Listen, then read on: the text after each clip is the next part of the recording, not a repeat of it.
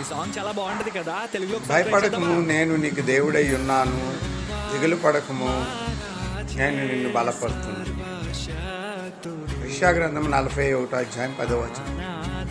దేవుడు మనకు ఒక విషయం చెప్తున్నాడు, గమనించాలి. దేవుడు మనతో ఏం చెప్తున్నాడంటే, మీరు భయపడక్కర్లేదు, దిగులు పడక్కర్లేదు, నీకు నేను తోడై ఉన్నానని ఒక దగ్గర చెప్పాడు, ఒక దగ్గర నేను బలపడుతున్నాను అని చెప్పాడు. దేవుడు వాగ్దానము నమ్మిన వారు, విశ్వసించే వారికి సొంతం చేసుకోవచ్చు.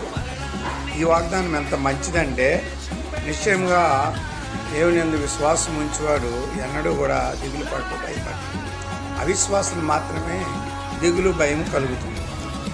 కాబట్టి నమ్మిన వాడివైతే నిశ్చయంగా నీవు భయపడక్కర్లేదు, దిగులు అక్కర్లేదు. నిన్ను ఆయన బలపరుస్తాడు, నీతో తోడుగా ఉంటాడు.